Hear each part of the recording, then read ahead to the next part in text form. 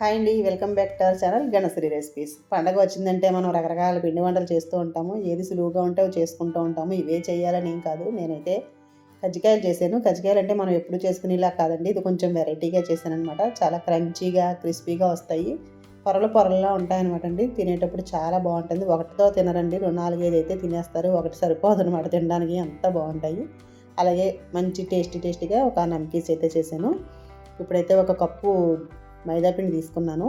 ఇందులోకి ఒక స్పూన్ వరకు ఉప్మా రవ్వ వేస్తున్నాను. మైదాపిండి ప్లేస్లో మీకు కావాలంటే గోధుమ పిండి కూడా తీసుకోవచ్చు. కొంచెం సరిపడినంత సాల్ట్ వేసేసి ఒకసారి ఇలా మొత్తం అంతా మిక్స్ చేసేసి ఇందులోకి 1.5 స్పూన్ వరకు ఆయిల్ వేస్తున్నాను. కొంచెం కాగిన నూనె వేసుకుంటే మనకి క్రిస్పీగా బాగా వస్తాయన్నమాట. ఇది అందరికీ తెలిసిందే కదా. ఆయిల్ కానీ లేదంటే నెయ్యి కానీ వేసుకోవచ్చు. నేనైతే ఇందులో నూనె వేసాను. 1.5 స్పూన్ వరకు నూనె వేసేసి ఒకసారి మొత్తం అంతా నూనె బాగా పిండికి పట్టేలాగా కలిపేసుకోవాలి. చూసారు కదా, ఇలా కొంచెం పిండి పట్టుకుంటే గట్టిగా తడిగా ఉన్నట్టు ఉండాలన్నమాట. ఇప్పుడు ఇందులోకి కొద్దిగా నీళ్లు పోసుకుంటూ చపాతీ పిండిలా కలుపుకోవాలి. పలచగా కాకుండా కొంచెం సమానంగా స్మూత్గా ఇలా కలుపుకోవాలన్నమాట. నీళ్ళు కూడా ఎక్కువేం పట్టవు, నేను ఒక కప్పే కదా చేస్తున్నాను, కొద్దిగా నీళ్ళు పడతాయి. ఇలా మొత్తం అంతా కలిపేసి ఒకసారి చేతితోటి ఒక 5 నిమిషాల పాటు బాగా మద్దన చేయాలి. ఇలా చేసిన తర్వాత పైన కొంచెం ఆయిల్ వేసుకుని డ్రై అవ్వకుండా ఒక మూత అనేది పెట్టేసి పక్కన పెట్టుకోవాలి. ఈలోగా స్టఫింగ్ తయారు చేద్దాం. ఇప్పుడు స్టవ్ మీద కడాయి పెట్టుకుని స్టఫింగ్ తయారు చేసుకుందాము. కొంచెం నెయ్యి వేసి డ్రై ఫ్రూట్స్ వేసానండి నేను. జీడిపప్పు, బాదం చిన్న ముక్కలుగా కట్ చేసి వేయించుకుంటున్నాను. అలాగే ఇందులోకి 2 స్పూన్ల ఉప్మా రవ్వ వేసాను. ఇవన్నీ కొంచెం నెయ్యిలో వేగాలన్నమాట. ఇవి వేగుతుండగానే ఇందులోకి పచ్చి కొబ్బరి తురుము అయితే ఒక 1/2 కప్పు వరకు ఉంటుంది. పచ్చి కొబ్బరి తురుము వేస్తున్నాను. ఎండు కొబ్బరి ఉంటే అది కూడా వేసుకోవచ్చు. ఇదంతా కూడా నెయ్యిలో కొంచెం ఫ్రై అవ్వాలి. ఫ్రై చేసేసి కింద దింపేసిన తర్వాత ఇందులోకి సరిపడినంత పంచదార, ఇంచుమించు 4 స్పూన్లు పంచదార అయితే వేసాను నేను. తీపి సరిపోతే ఇంకా వేసుకోండి. అలాగే కొంచెం యాలకులు కూడా వేసేసి మొత్తం కలిపి పక్కన పెట్టేసాను. చల్లారుతూ ఉంటుంది అనమాట. ఇప్పుడు ఒక బౌల్ తీసుకుని నెయ్యి వేసి అందులో కొంచెం కార్న్ఫ్లోర్ వేసుకున్నాను. కార్న్ఫ్లోర్ లేకపోతే మైదా కూడా కలుపుకోవచ్చు. నెయ్యి ఇలా పిండి 2 కలిపి పక్కన పెట్టుకోవాలి. కొంచెం పలచగా చేసి పక్కన పెట్టుకోవాలన్నమాట. ఇప్పుడు చపాతీ తీసుకుందాము. కింద నేల అయితే నేను శుభ్రం చేసేసి దీని మీద చేస్తున్నాను. కొంచెం నేల మీద అయితే బాగుంటుంది అనమాట. కొంచెం ప్లేస్ పెద్దగా ఉంటుంది కదా, మనం ఒత్తుకోవడానికి, చపాతీ ఒత్తుకోవడానికి బాగుంటుంది. కాజాలు చేయడానికి కూడా ఇలాగే బాగుంటుంది చేసుకుంటే. ఇప్పుడైతే పొడిపిండి చల్లుకుంటూ ఈ పిండిని ఒక ముద్ద, చిన్న ముద్ద తీసుకున్నాము. చపాతీకి సరిపడి తీసుకుని ఇలా పెద్దగా, ఎంత పెద్దది వస్తే అంత పెద్దగా పలచగా ఒత్తుకున్నాను అనమాట. వీలైనంత పలచగా వత్తాలండి, దళసర అస్సలు ఉండకూడదు అనమాట.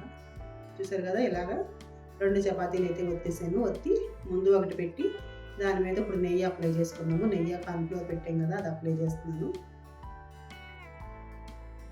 కాజాలు చేసుకున్నట్టేనండి. మీరు చూస్తుంటే కాజాలే అనుకుంటారు. కాజాలు కూడా ఇలాగే చేసుకుంటాం కదా. వీటితో కాజాలు కూడా ప్రిపేర్ చేసుకోవచ్చు. ఇలా పైన ఇంకొక చపాతీ అయితే వేస్తున్నాను. మీకు కుదిరితే ఇంకొక చపాతీ కూడా పైన ఇంకొక లేయర్ వేసుకోవచ్చు. నేనైతే 2 చూపిస్తున్నాను. ఇంకొకటి కూడా వేసుకోవచ్చండి. ఇంకా పొరలుగా కావాలి అనుకుంటే ఇంకోటి కూడా వేసుకోవచ్చు. కాజాలు కూడా మన రెసిపీలో నేను చూపించలేదు, ఎప్పుడైనా ఒకసారి ట్రై చేసి పెడతానులేండి. నాకు కూడా బాగానే వస్తాయండి, 2-3 సార్లు చేసాను అవి. ఇప్పుడైతే ఇలా పెద్దగా ఒత్తేసుకుందాం కదా. ఇప్పుడు దీని మీదకి మళ్ళీ నెయ్యి అనేది అప్లై చేసేసుకున్నాక ఇలా రోల్ చేసేసుకోవాలి. నేను చూపిస్తున్నట్టుగా ఒకసారి జాగ్రత్తగా చూడండి. ఇలా సన్నగా రోల్ చేసుకోవాలన్నమాట. నేనైతే సైజు ఇదే అని చూపిస్తున్నాను, కానీ మీకు ఇంకా పెద్దవి కావాలంటే కొంచెం పెద్దవి చేసుకోవచ్చు. కానీ కజ్జికాయలకి చిన్న పూరీలే కావాలి కాబట్టి ఈ మాత్రం వెడల్పు అయితే సరిపోతుంది. ఇలా కొంచెం పొడవుగా చేసుకున్న తర్వాత ఇలా చిన్ని ముక్కలుగా చిన్న పూరీలు రావాలన్నమాట మనకి చేసుకోవడానికి. అందుకని దానికి సరిపడా చిన్న ముక్కలుగా చాకుతో కట్ చేసేసుకున్నాను. చూడండి, ఇవి నూనెలో వేయించేసుకుంటే కాజాలు అయిపోతాయి, పాకంలో వేసేసుకోవచ్చు. కానీ ఇప్పుడు నేను ఏం చేస్తున్నానంటే, అది కాజాలకి వచ్చినట్టుగా మనకి పొరలు వచ్చాయి కదా, దాన్ని ఇలా వెడల్పుగా చేసి ఒత్తుతున్నాను అనమాట. మళ్ళీ చిన్న పూరీలా తయారు చేస్తున్నాను. అడ్డంగా కానీ లేదంటే నిలువుగా కానీ పెట్టి ఒత్తుకోవాలన్నమాట పూరీల్ని. అది ఒక రకం డిజైన్ వస్తుంది, ఇది ఒక రకం డిజైన్ వస్తుంది. పైన మధ్యలో స్టఫింగ్ పెట్టేసాను. పలచగా ఒత్తుకోవాలన్నమాట. స్టఫింగ్ పెట్టేసి చుట్టూరా కొంచెం నీరు అనేది, వాటర్ అనేది రాసేసుకుంటే అంటుకుపోతాయి. ఇలా రెడీ చేసేసుకోవడమే. ముందు చపాతీలు చేయడమే కొంచెం టైం పడుతుంది, కానీ ఇవి గమనే అయిపోతాయండి తొందరగా. మీకు ఏమైనా డిజైన్ కావాలంటే కార్నర్లో చుట్టూరా ఇలా పోర్క్తో కానీ లేదంటే మీకు కజ్జికాయలు చేసే బల్ల అది ఉంటుంది కదా, ప్లేటు చిన్నది బాక్స్లో ఉంటుంది, అది ఉన్నా సరే దాంట్లో కూడా చేసేసుకోవచ్చు. నా దగ్గర అయితే అవేం లేవు, ఇలా మామూలుగా చేసేస్తున్నాను అనమాట. ఇప్పుడు చూడండి, ఇది నేను నిలువుగా పెట్టాను. కాజా చేస్తాం కదా ఆ టైపులో పెట్టి అలా లావుగా పూరీలా చేసేసాను. ఇందులో కూడా స్టఫింగ్ పెట్టేసుకుంటాను. కొద్ది కొద్దిగా స్టఫింగ్ పెట్టుకుంటే ఇలా మనకి ఎన్ని కావాలంటే అన్ని కజ్జికాయలు ప్రిపేర్ చేసేసుకోవడమే. మహారాష్ట్రలో అయితే ఈ స్టైల్లోనే చేస్తూ ఉంటారండి. కరంజీ అంటారు, దీపావళికి బాగా చేస్తూ ఉంటారు వాళ్ళు. ఇంకా చాలా పొరల చాలా బాగా వస్తుందండి. ఆ రెసిపీ అయితే నేను కూడా ఒకసారి ఎప్పుడు చేయలేదు, ఇంట్లో చెయ్యాలి. చాలా బాగుంటుందండి అది. మనమైతే కజ్జికాయలు అంటాము, వాళ్ళు కరంజీ అంటారనమాట. చాలా రోజులు నిల్వ ఉంటాయండి, మంచి క్రంచీగా వస్తాయన్నమాట. బోరు కొట్టదనమాట అండి, తినే కొద్దీ తినాలనిపిస్తూ ఉంటుంది. ముందు ఇవన్నీ రెడీ చేసేసుకుని ఒకసారి వేయించుకోవడమే కాబట్టి చక్కగా ఒక చోట కూర్చొని చేసుకోవచ్చండి, ఎక్కువసేపు నిలబడలేకపోతే.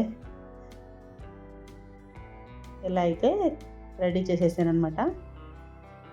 ముందుగా కట్ చేసి పెట్టుకున్న వీటిని అడ్డంగా ఒకసారి, ఇలా నిలువుగా ఒకసారి ఇలా పూరీల్లో ఒత్తుకుంటే మనకి రకరకాలుగా షేప్ అనేది పొరలు వస్తాయన్నమాట అండి, అంతకంటే ఏం కాదు. ఇలా రెడీ చేసాను. ఇప్పుడు స్టవ్ మీద కడాయి పెట్టేసి ఆయిల్ వేసి కొంచెం వేడెక్కిన తర్వాత ఎక్కువ మరిగిపోకుండా కొంచెం లైట్గా వేడిగా ఉన్నప్పుడే ఇవి వేసుకుని స్టవ్ లో ఫ్లేమ్లో పెట్టుకోవాలి. ముందు ఎక్కువ వేడిలో వేసేయకూడదండి, మైదా ఎప్పుడు కూడా ఎక్కువ వేడిలో వేయకూడదు. అలా వేసామంటే వెంటనే వేగిపోతాయి, లోపలంతా పచ్చిపచ్చిగా ఉంటాయి అన్నమాట. ఇలా కొంచెం పైకి తేరుకున్నాక మెల్లిమెల్లిగా గరిటెతోటి తిప్పుకుంటూ ఉండాలి. చూసారు కదా, అప్పుడే పొంగిపోయాయి, ఎంత బాగా వచ్చాయో, క్రిస్పీగా వచ్చాయి. చూసారు కదా, తెలిసిపోతుంది చూస్తుంటేనే. ఆయిల్ కూడా అస్సలు పీల్చలేదండి, ఇవి చాలా బాగా వచ్చాయి. మనం అలా పొరల చపాతీలు చేసి 3 లేయర్స్ వేసి చపాతీలు చేసి మధ్యలో ఆ నెయ్యి వేసి పెట్టాం కదా, దానికి చాలా మంచి టేస్ట్ వస్తుంది అనమాట అండి. తినేటప్పుడు మంచి కమ్మదనం వస్తుంది, చాలా బాగుంటాయి. ఇలాగా కజ్జికాయలన్నీ మనం వేయించేసుకోవడమే. ఈ వేడికి లోపల పంచదార కూడా కరిగి లోపల స్టఫింగ్ కూడా చాలా బాగుంటుంది. స్టఫింగ్ మనకి ఇష్టమైనది పెట్టుకోవచ్చు అండి, ఇంకా రకరకాలు పెట్టుకోవచ్చు, చాలా రకరకాలు పెడుతూ ఉంటారు. మనకి ఎలా వీలైతే అలా తయారు చేసుకోవచ్చు.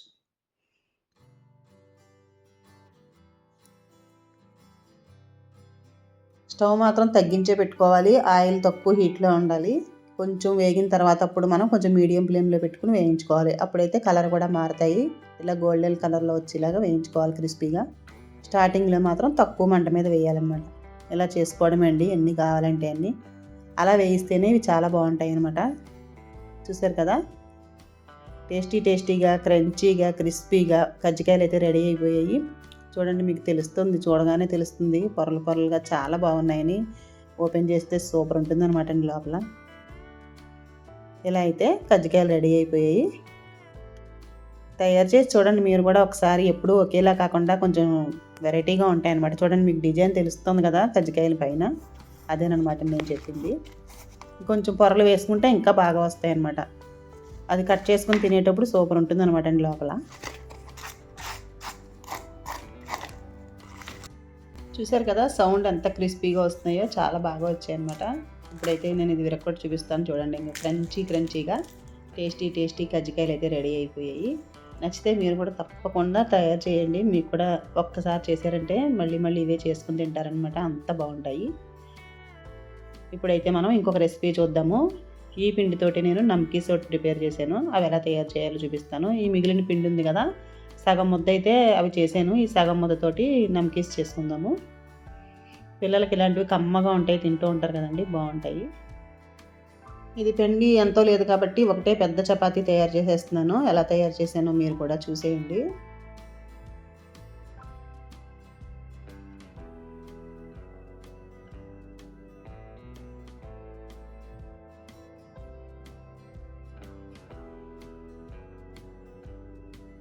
ఇలా ఎంత వీలైనంత అంతా పొడిపిండి చల్లుకుంటూ పెద్దది తయారు చేసిన తర్వాత ఇందులోకి పైన కొంచెం నేను వామ్ వేస్తున్నాను. వామ్ అయితే ఇలా దీనికి అద్దె పెట్టి అనమాట, అంటుకుపోతుంది. ఊరికే మామూలు నమ్కీస్ కదా, వామ్ వేసుకుంటే కొంచెం బాగుంటాయి, ఫ్లేవర్ అనేది కూడా వస్తుంది కదా తినేటప్పుడు. అలాగే హెల్త్కి కూడా మంచిది, డైజెషన్ అవ్వడానికి. ఇలాగా వామ్ అంతా దీనికి స్ప్రెడ్ అయ్యేలా చేసేసి పైన మళ్ళీ ముందుగా మనం రెడీ చేసి పెట్టుకున్నాం కదా నెయ్యి తయారు చేసి కార్న్‌ఫ్లోర్‌లోను అది వేసేస్తున్నాను. దీన్ని మళ్ళీ ఫోల్డ్ చేసేస్తానన్నమాట. ఫోల్డ్ చేసేసి మళ్ళీ ఒకసారి ఒత్తుకుంటాను.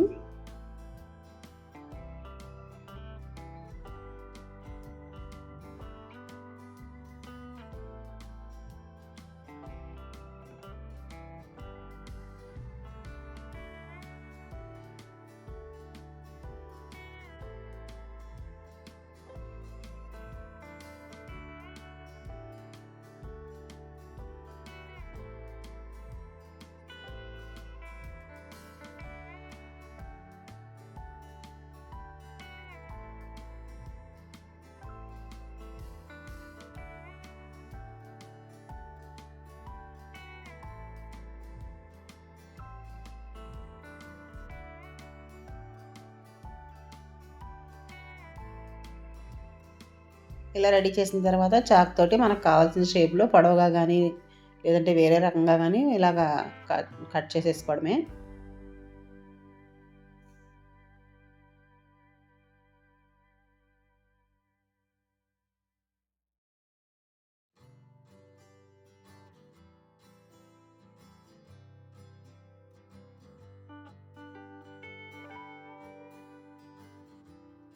ఇలా ఒక ప్లేట్లోకి తీసేసుకుని మళ్ళీ నూనె వేడి చేసేసుకుని స్టవ్ మీద కడాయి పెట్టుకుని నూనె వేడి చేసేసుకుని వేయించేసుకోవడమే. తక్కువ మంట మీదే వేయించాలి. ఇది కూడా అంతే. వేడి తక్కువగా ఉన్నప్పుడే వేసి కొంచెం పైకి తేలిన తర్వాత కొంచెం మీడియం ఫ్లేమ్లో పెట్టుకుని వేయించుకోవాలి. అలా అయితే లోపల నుంచి వేగి మంచి క్రిస్పీగా క్రంచీగా వస్తాయి. కొంచెం గోల్డెన్ కలర్ వచ్చే వరకు వేయించేసుకొని తీసేయడమే. చాలా బాగున్నాయండి. టేస్ట్ అనేది మంచి చెప్పలేనండి. నేను తింటుంటేనే బాగుంటుంది అనిపించింది. మనకే నచ్చాయంటే పిల్లలు ఎంత ఇష్టంగా తింటారో చూడండి. కాకపోతే నేను మైదాతో చేశాను కాబట్టి మీకు ఒకవేళ మైదా ఇష్టం లేకపోతే గోధుమ పిండితో చేసి చూడండి. చాలా బాగా వస్తాయి అవి కూడా. అయితే కలర్ కనబడవు అనమాట. కొంచెం డార్క్ వస్తాయి కలరు గోధుమ పిండి అయితే. ఎప్పుడైనా అప్పుడప్పుడే కదా అని చెప్పి పండక్కే కదా అని చెప్పి నేను ఇలా మైదాతోనే ప్రిపేర్ చేసేసాను ఈసారి. చాలా రోజులు అయిందనమాట మైదా తిని. రెడీ అయిపోయి చూసారు కదా. ఈ నమ్కీన్స్ కూడా చాలా బాగుంటాయి. నచ్చితే మీరు కూడా ఒకసారి ఇలా ట్రై చేసి ఎలా వచ్చాయో నాకు కామెంట్ చేయండి. టేస్టీగా అయితే 2 రకాల రెసిపీస్ అయితే నేను మన ఛానల్లో చూపిస్తున్నాను. అలాగే మీ ఫ్రెండ్స్కి రిలేటివ్స్కి షేర్ చేయండి. ఫస్ట్ టైం నా ఛానల్ చూస్తే గణశ్రీ రెసిపీస్ ఛానల్ సబ్స్క్రైబ్ చేసుకోండి. Thank you for watching.